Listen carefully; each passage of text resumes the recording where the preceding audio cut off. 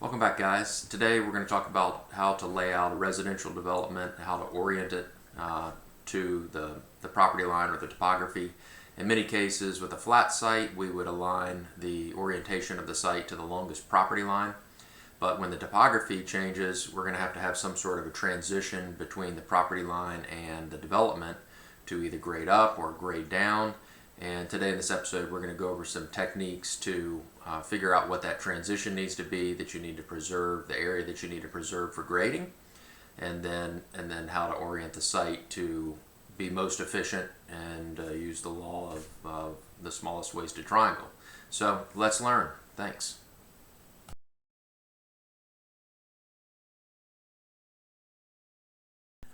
Welcome back, guys. In this episode, I want to show you a slightly more advanced technique for figuring out the orientation of a site. This would be used on sites with moderate topography changes. If a site is generally pretty flat, like a Florida site, some of our guidance says to just pick the longest property line of the developable area of the property and then orient your site to that. This technique will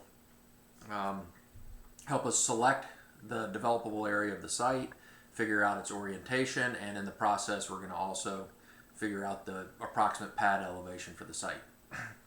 So here we go, we've got a site, it's got some different topography. One thing you'll note, you've got a lower area that may be 1/3 of the site, and then a higher ground area that's probably 2/3 of the site. So I'm not going to pick an elevation, a pad elevation that's halfway in between. I'm going to skew it more towards the higher area because more of the site is up on a higher elevation. And so I'm going to go ahead and pick this 52 contour as the area that I'd like to use for my developable area. And then we're going to go around the site and figure out how far does it take to grade from the existing topography up to the 52 that we generally want to have our developable area located.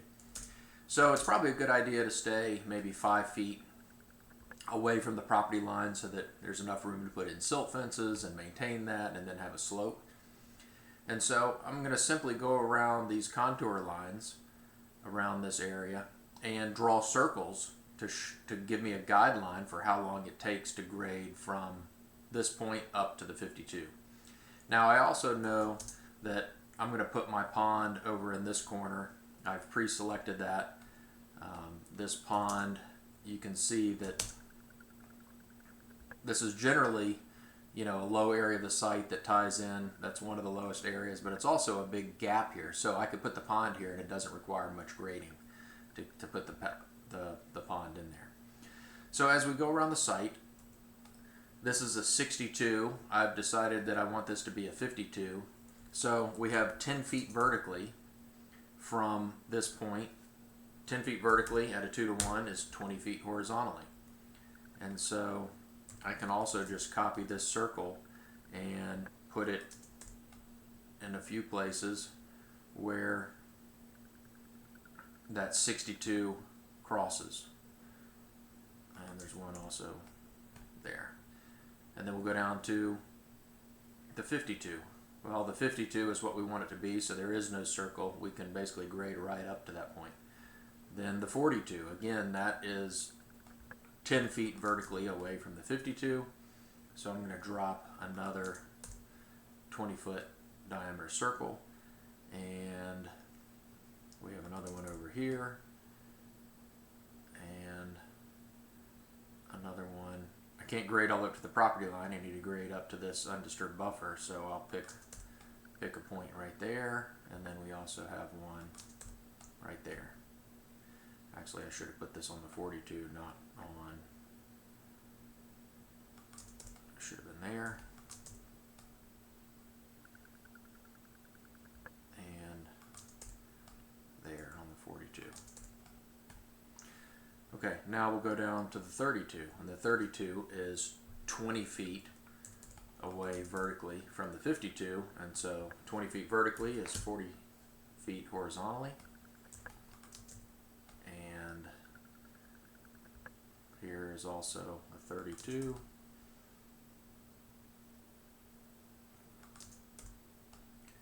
There's a 32. And that's all we have there. And then we'll go down to the 22. 22 is 30 feet horizontally away.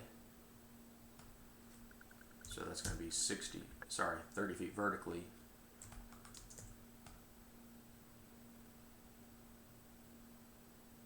Which is 60 feet horizontally.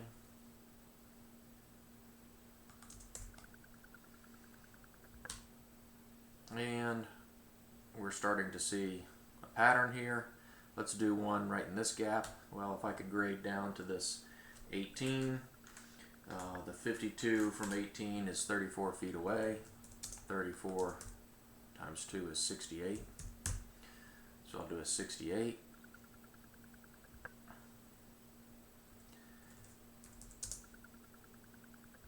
And let's do one up here too.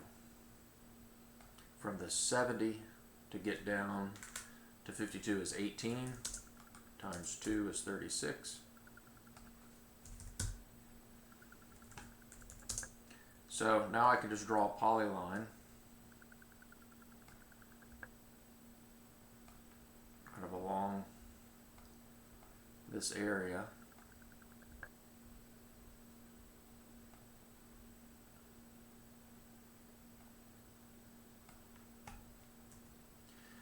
And it no longer looks like I should just line it up with this property line. It looks to me like the whole thing's kind of skewed a little bit. You know, kind of like this. Has a slightly different orientation, and here's my approximate orientation. Let's do another one in here, since this is kind of at the edge of where our pond's going to be. 36 to 52 is 16, times 2 is 32.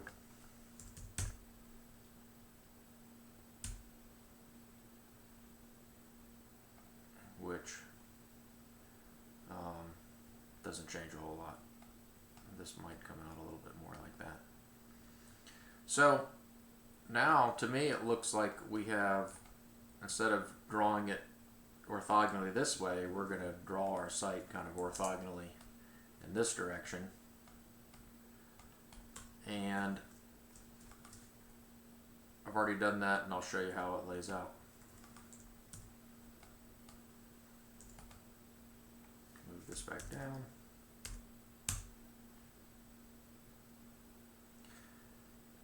And so that's how the site ended up laying out, using a slightly skewed orientation that better accounts for how much land we need to grade from near the property line up to what we decided was the approximate pad graded elevation. And so this technique you'll want to use on generally moderate topography sites. Could be residential like this one, or it could also be commercial.